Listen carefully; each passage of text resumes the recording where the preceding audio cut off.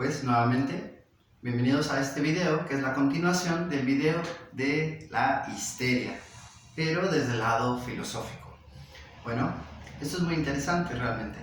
Me quiero ir muy atrás para poder fundamentar un poquito, así que ténganme paciencia. He platicado en videos anteriores cómo había dos polos que en la cultura china se reconocen como Fuxi y Nuhua, que eran un polo unificado. Cuando tanto la voluntad y la sangre y la pasión trabajaba junto con la intelectualidad.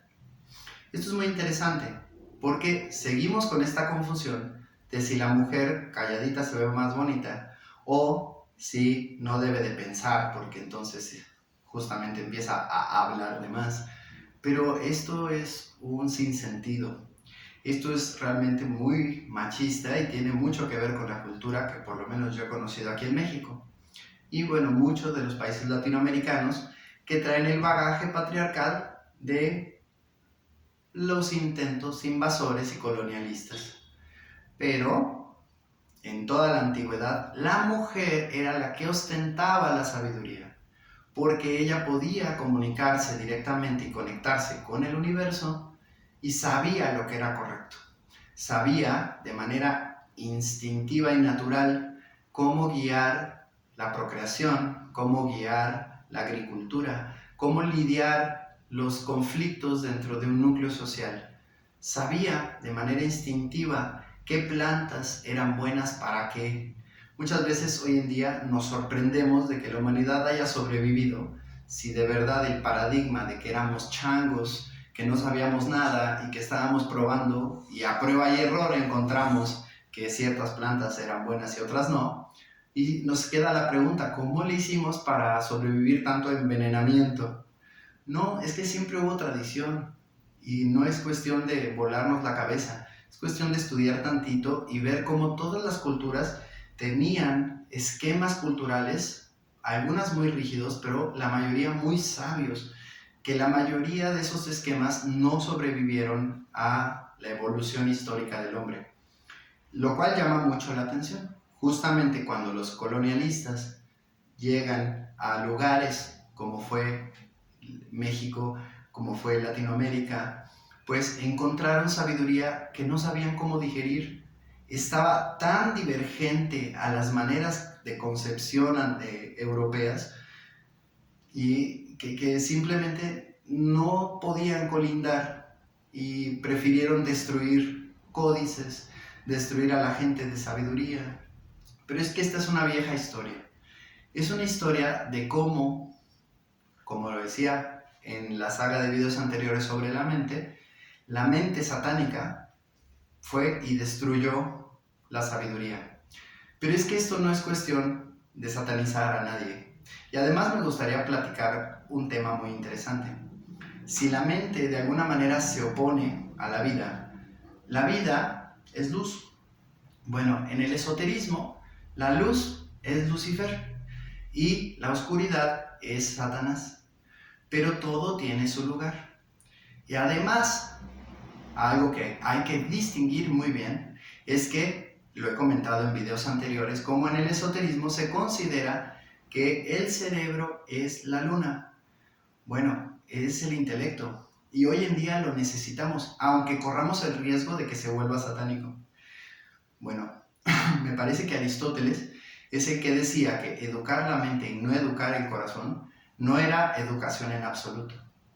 Esta es una pequeña frase llena de sabiduría, porque tiene mucho que ver justamente cómo le hacemos para ser intelectuales y no caer en ser oscuros.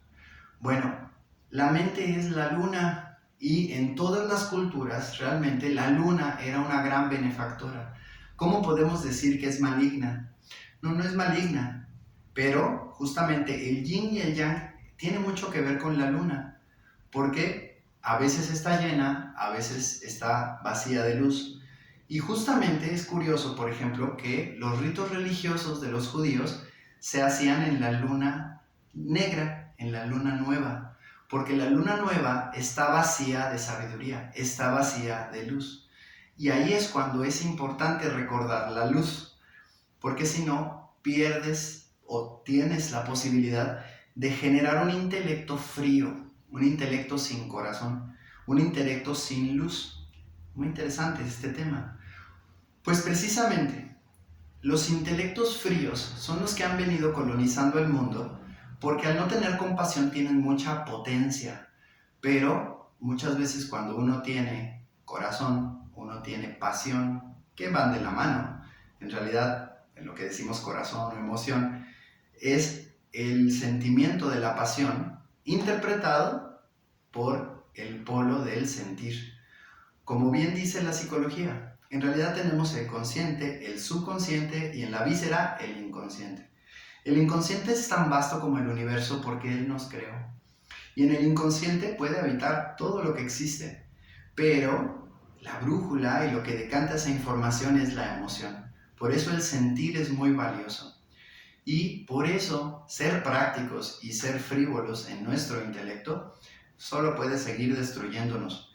Y esa es la gran lección. Bueno, vuelvo a Fuxi y a Nuwa.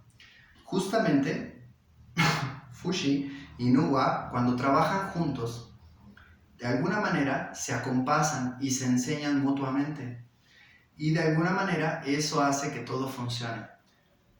¿Cómo funcionaba esto? También en las culturas antiguas brahmánicas e hindús, bueno, viene de la India, donde quedan todavía esos exponentes, se recuerda cómo el polo femenino podía ser terrible, pero dictaba las reglas sociales.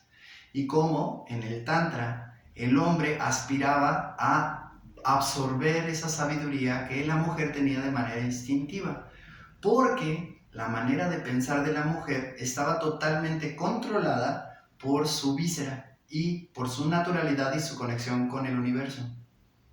Esto es increíble. Y de ahí vienen, dicen las doctrinas esotéricas, todo el conocimiento antiguo. Gracias a que la mujer sabía todo esto, es que, como digo, no nos envenenamos en el proceso y seguimos vivos. E inclusive cuando el polo intelectual frío dominó la cultura, y esto no tiene que ver con género alguno, tiene que ver, porque tanto la mujer como el hombre pueden ser muy fríos, tiene que ver con no valorar la luz, no valorar la verdad que vive en el universo, en la naturaleza y que además está en nuestro propio cuerpo.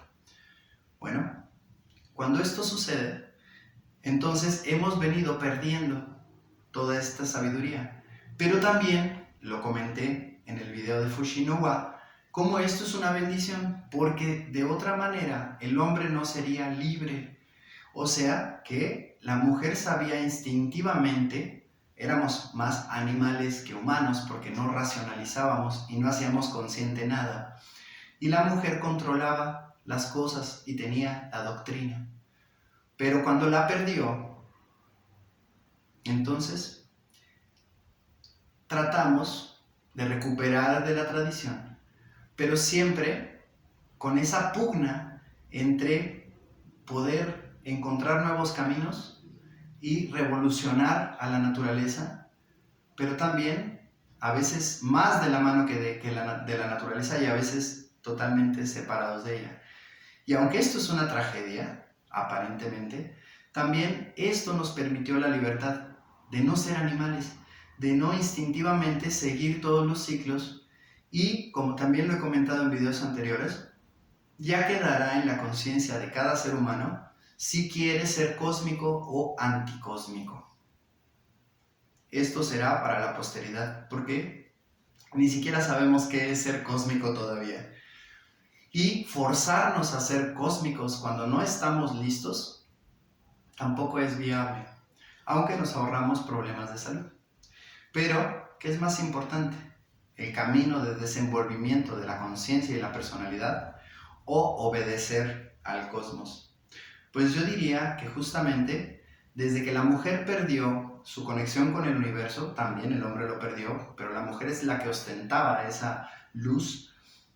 Bueno, ahora nos toca, todos como colectivo, encontrar esa verdad. Pero es justamente el hombre el que lo puede hacer con más facilidad, precisamente porque tiene más potencia intelectual al no perder sangre cada mes.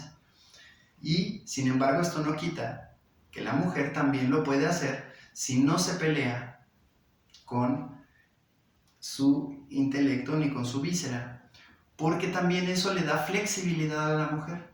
El hombre tiende a ser más fanático si no aprende a fiscalizar su pensamiento. Pero la mujer puede ser todavía fanática en exceso, porque la mujer tiene todavía atávicamente la necesidad de tener la ley en la cabeza y de ordenar el mundo. Pero como esta ley ya se perdió, muchas mujeres sufren de histeria pensando que lo que les dijeron sus abuelas es lo que tiene que ser. Ahora que estamos rompiendo con la tradición, pensamos que las nuevas ideologías son la última verdad y vamos a vivir y a morir por ellas, y el que no obedezca está mal. Bueno, ahí es donde la mujer, más que fanática, se vuelve doctrinaria.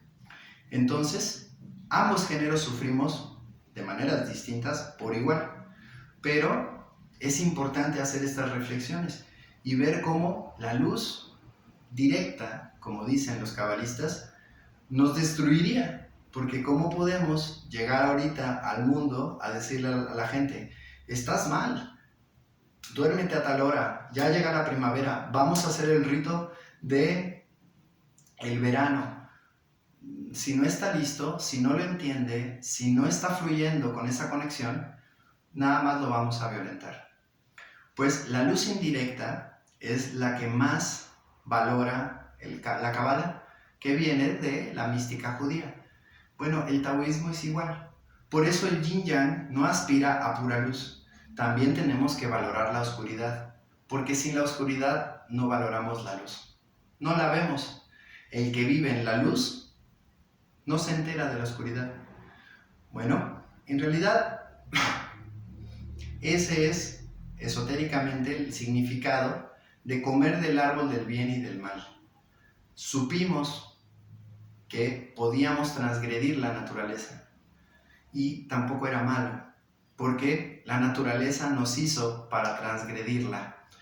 ¿Por qué? Bueno, porque si no, no podemos tomar nuestra posición de creadores y evolucionar y elaborar sobre lo que la naturaleza nos dio. Entonces, hay muchas más reflexiones al respecto de este tema, y cómo la verdad es que la compasión hacia nosotros mismos y hacia los demás, y valorar no la luz directa, sino la luz reflejada por el pensamiento, cuando de verdad reflejamos la luz, es un gran camino de crecimiento y de salud, porque vamos a ir entendiendo y a generar conscientemente y a recuperar la doctrina perdida, sin fanatismos, más bien con conciencia.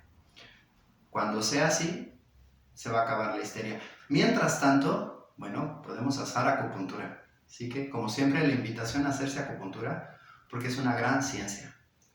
Y más adelante me encantará seguir elaborando estos temas, pero por hoy creo que es suficiente. Buena tarde, y es un gusto seguir compartiendo.